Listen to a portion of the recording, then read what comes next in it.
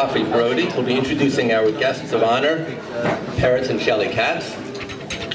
But before I do that, I just wanted to quickly mention some of the milas of Peretz Katz myself.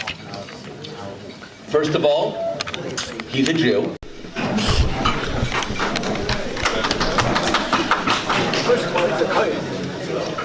First, he's a Kohen. He's also a Jew. Second, he's my friend. And third, like me, he's also admitted to practice as an attorney. So let's give him a big hand. All of you weren't clapping, all right? The attorney part. Okay, so I think that should be enough to warrant honoring Peretz and Shelly Katz, but Reb Brodie is going to talk about some of their other milas as well. Reb Brodie? Okay. Shavua Tov, everyone. I must say I'm ADHD, and speaking after 3, 4, 5 speakers, all with many points, is difficult with me. It is compounded by the fact that there's a beatbox next to me that nobody's used yet, and I'm dying to use it. So we're going to try and move this forward. Okay. I would like to explain tonight the difference between myself, Rafi Brodie, and Reb Peretz Katz. So once, I was in Ahavas Shalom on Rosh Hashanah, and Rabbi Rafi came up to me and he said, Rafi, please daven for the Amud. No, be the Chazan Rosh Hashanah, daven for the Amud. I said, please, daven for the Amud, Rosh Hashanah? No, you need somebody chashuv to daven Rosh Hashanah. You need a fellow with a, you need a decent Baal Tefillah. Rosh Hashanah, me, Chas v'Shalom. No. Rafi, come on, you can do it. Chazan, no way, I'm not doing this. No, that's the story you want, mate. Rosh Hashanah. No, I'm not doing it. No, nothing to talk about. So, Rabbi went round the shul, trudging round the shul. Anyone, you want to be the chazan? You want to be the chazan? You want to be the chazan? No, nobody wants to be the chazan. Tries again. He finally comes back to me and he says, Rafi, nobody else wants to do it. Can you please be the chazan? No, not Roy, it's not. Please, nobody wants to do it. So I said, okay, I'll be the chazan. So Rabbi Aryeh says, so should I bring you the kittel? I said, it's okay, I brought one with me. so the difference between me and Peretz Katz is that Peretz wouldn't have brought the kittel with him. What I want to talk about for really 1 or 2 minutes is the elephant in the room. The elephant in the room is as follows. Why on earth are we doing this to Peretz? He hates, abhors, detests, recoils from kavod. Why would we do this to such a nice guy? It's a good question. You like it? Now this question is not my question. There's a question on the Mishnah in Ahavas that says, Kol haboireach min hakavod, anybody who runs away from kavod, hakavod boireach acharov, the kavod runs after him. Why would Hashem do that to someone? He's running away from kavod, he's doing what you're supposed to do. Why would the kavod run after him and try and catch him up? Come on, he's doing the right thing. Please leave him alone. So, coming from someone who knows a bit about kavod, I want to give you an answer. This is my theory on kavod. And it goes like this. Who needs kavod? People who are not doing as much as they should be doing, and they have a little guilty conscience about it. So they need covered, because they need to bloat things up a bit and have a bit of inflation in order to feel that they are achieving what they're supposed to achieve. But somebody who's doing as much as he can, somebody who's really going the extra yard, the extra mile, he doesn't need covered. He's so full with the real stuff, he doesn't need the bloated, inflated stuff. So Kol HaBorech Min HaKavod is talking about a guy who's really doing as much as he can for himself, his family, and his community. So why does Hashem run after him? Why does the Kavod run after him? The answer is that it's Hashem's way of spurring him on to do even more. Because when he feels that moment that he's being given covered, he's saying, whoa, am I really doing enough or not? I better fill myself with a little bit more and go an extra mile to do another little bit for myself, for my family, and for my community. Reb Peretz, this is your life. This is your life. It's a touching occasion tonight. Everybody who knows and comes in contact with Reb Peretz is immediately drawn by his humility, by his thirst for knowledge, his Ahavas Torah and Yiras Shamayim, his sincerity and his davening with kavanah, the great kavod he has for Talmidei Chachamim, and his great ability to listen, and his chokhmah in adding an added dimension to every subject. And Reb Peretz, a gabba claps, Ya'aleh v'yovoy, a gabba claps, Mashiv Ruach Merid HaGeshem. And I think tonight, you should clap, Al Nisecho Shebechol Yom Imonu. Hashem gives us so many nisim in life. Hashem's given you a beautiful family, a tremendous kehillah, and an incredible rov, and a fantastic group of friends. It's moving for your wife and children, and I just want to finish with what I told your Di Gavriel at his bar mitzvah. I said, Gavriel, you should know that in Scrabble, there's a double word score. And in your life, in all your children's life, they get double word score.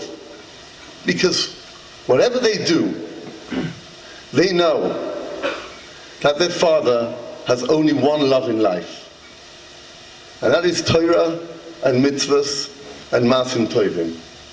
And every mitzvah and every bit of Torah and every masim tovim they do, they get a score for HaKadosh Baruch Hu, and they get a score for Kibbud Av V'Eim. The best present that your children can give you is looking at you and watching what's important for you in life and emulating you. They say that we say in davening, V'chol mi she'oiskim b'tzorchei tzibur be'emunah, HaKadosh Baruch Hu yishalem schorem. So the world say, why do we say HaKadosh Baruch Hu yishalem schorem? Because nobody else is going to thank you. Tonight, we are not thanking you. We understand that you hate kavod, and honoring Peretz Katz is not in your lexicon. It's just our way of saying, Reb Peretz, just keep it up. Keep up the good work. Keep up your family, the kehillah. Keep on steiging yourself and being mechazek everybody else. And it's a tremendous zechus and kavod as a friend to call you up tonight as the guest of honor. Thank you.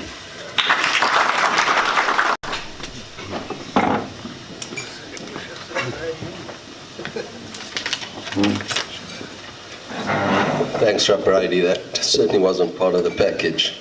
Brad, you never mentioned that to me. I think the first dinner I attended was when I first got here, my first year, which probably was about 13 years ago, and Rav Shmuel Katz and his Chabura was being honored in that year. And to this day, I remember what he said, and it was absolutely flawed. How you could have such an impressive Torah personality at a relatively young age, and a dentist at that.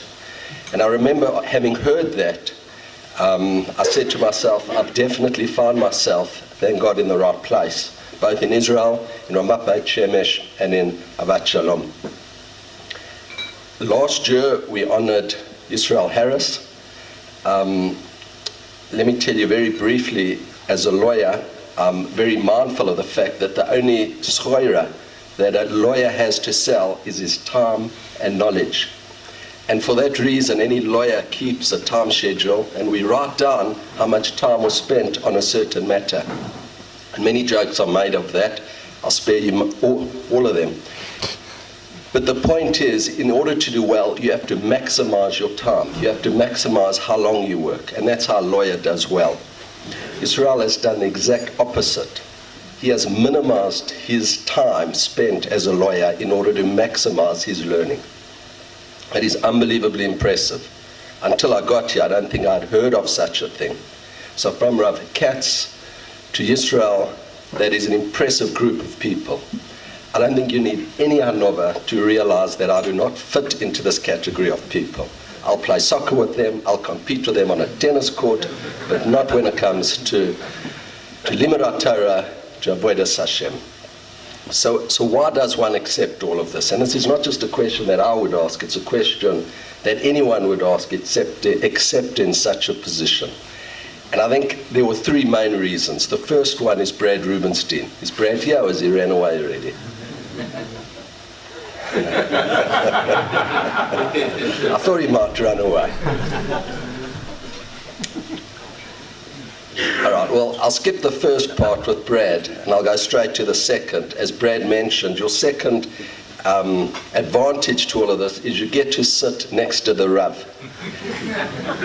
I said, fantastic. That is a good incentive over here, but if I am at the Rav's table, I have no doubt that Yossi and Gil will also be at that table, and I'll have no chance. But it's a 3-hour event. Well, if they're at the table, I'll then have 5 minutes with the Rav. Okay, that's still 5 minutes. Is he still there?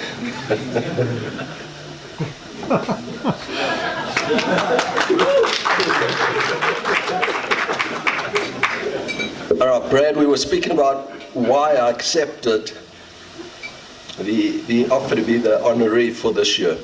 And the first reason, and the most compelling, was that there is no way someone can say no to Brad Rubenstein.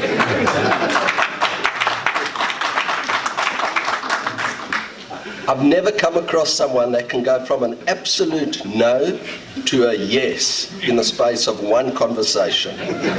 He called me, he said, have you got a few minutes? I said, I'm sorry, Brad, I actually don't. I'm on a train from Frankfurt. I don't think the guy next to me wants to hear all of this. I won't keep you long. Okay, what is it? And he goes on. I said, Brad, you know it's not what I do. And the conversation went on, etc. I think I had already reached my destination, which was a long way away, and it was, all right, Brad, let me speak to Shelley. Shelley said absolutely no, or she won't have any involvement. So I said to Brad, no, he wouldn't take it. I'll cut to the end of the story. You can't say no to Brad. And thirdly, and probably the most compelling, is at the end of the day, if it helps the shul, as we all try to, and helps the kehillah, then that is why we do what we do. And those are the drivers. So I'm not going to say much at all. Far more interested to hear what Rav Seltzer has to say. And no one can follow someone like Rav Brodie when it comes to speaking. But in short, why for me, and I'm just going to say some very personal thoughts which I have of Ahavas Shalom, and that's all it is. but why for me, for my family, Ahavas Shalom. I think wherever me and my family have lived, and there's been quite a few cities along the way, I haven't solely based myself in one shul. I've always made a good effort to be part of the greater Kehillah and daven at all the shuls around while having a makom kavua at one place. And so to here in Ramat Beit Shemesh. I think I have and do daven from time to time at most shuls. KSY, Beis Tefillah, Rav David Shul, my own shul at home. You name it, I've been there. I do daven at most places. But I am obviously most happy and feeling at home when I'm at Ramat Beit Shemesh, at Ahavas Shalom. And that's not just because I davened here last year and the year before that. I think like any important decision, we review things from time to time. Where best for my growth, for my children's growth, should I be, should my family be? And that is obviously an important decision which one makes from time to time. So why am I here and continue to be here? So first of all, I think the main driver, if I'm to be boring, is the Rav. I think despite, well, not only being a tremendous Talmid Chacham that we all benefit from with just such a wealth of information all the time, but the Rav is also someone who I think we all enjoy being with, enjoy spending time with, has such a good sense of humor, and forgive me if I'm using an expression which we use in English and it's probably not my Tim, but not being articulate, and I think it is a very articulate expression. It's the real deal. The Rav quotes his father, his grandfather, his Rabbayim so regularly that I just feel we are really seeing a very real Masorah in front of us being passed over continually all the time. And that itself is good reason to be at Ahavas Shalom. Secondly, I think the Vard at the moment is superb. I think it's the strongest Vard that we've ever had, probably that is in Ramat Beit Shemesh. They are passionate people. They are very committed in what they're doing, and I think not only are their ideas good, but even more importantly, the execution of the ideas.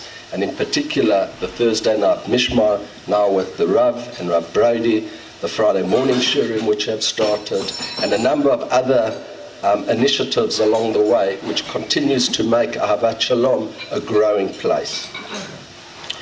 Thirdly, the resources. I would really like to go through a lot of the Rabbayim in the shul, but Naftali has already spoken through all of them, and it's probably getting a bit boring to hear from me as well. But there are a lot who have made a big impact along the way. Most of them are sitting at this table, but if I may say, Rav Moshe Dovid, not only himself being such a choshev Rav, but producing many Rabbayim himself, and seeing him in the Beis Medrash, learning with so many people on such a committed basis, year in, year out, year after year. And fourthly, and I think equally important, and it's an intangible, I don't know how to describe it, but you know, where I sit, and I'm sure we've all got the same feelings, where I sit in front of Reb Kornblut.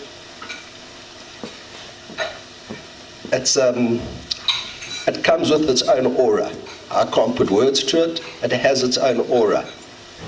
I sit next to Yossi Benjamin. There is no one I've ever seen who puts more time with his kids. It's absolutely extraordinary, and the results are very much there for all to see. I've said to him in the past, and I really see him as set in the bar when it comes to learning with the kids and putting such energy into the kids. Yechiel, I don't know if he's still here, he sits in front of me, and I just watch him when he listens to the Rav talk. You can just see from his body language how he's hanging on to every word the Rav says. And I can go on and on and on. And that's just the 2 or 3 people who's sitting around me. So for all of this reason, this is a very special place to be part of, a special Kehillah to be part of. There's a great Kiddush that we have amongst the guys here, but I'll leave that. And one name which I do like to mention, if you can just bear with me for a minute, is Rav Moshe Stoller.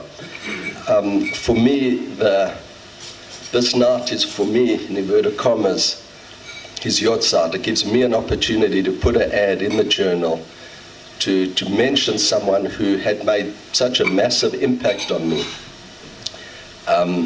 I had just come into Israel. I never even had a job at that time. I learned in Rav Tachtel's Tzvi Beit Kollel, and I had probably about a year and a half learning with Reb Moshe. And that was a very, very special time. And let me just conclude by saying, for all of those reasons, I think you can appreciate that Ahavas Shalom well punches above its weight, as far as size goes, as far as resources goes. But let me also say that I think we're punching a little bit below our weight when it comes to our building and our infrastructure. I think there we probably can do a lot better. We should be doing a lot better, both from a point of view of space, of comfort, and even the aesthetics. We have tried in the past. We've tried many times in the past, and to be honest, I myself have tried in the past and failed miserably. But I think this time is different for two reasons. First of all, I'm not involved. Second of all, the current VAD, whatever it's put its mind to doing, has achieved. And thirdly, I think we have recognized that we don't have access to as much financial resources as maybe some of the other kehilas out there do. And we've taken that into account, and we've maybe downgraded, certainly from a size-wise, from project-wise, what we're trying to achieve, while still achieving that extra space, the extra comforts, and the extra aesthetics. So at the right time, the VAD will present, it's certainly not for me to, but the VAD would present what we're looking to achieve, the specifics into it, the particulars about it, but what I can say is that we've estimated the costs at around 200,000 shekel, of which we've already raised with committed funds just over 100,000. So we already are halfway before we've actually launched the project and gone out there. So just while I've got the forum, if I may just ask from my side that when we do come to the Kehillah, if everyone can be behind this project, which I think is the last piece of the puzzle missing for where we should be.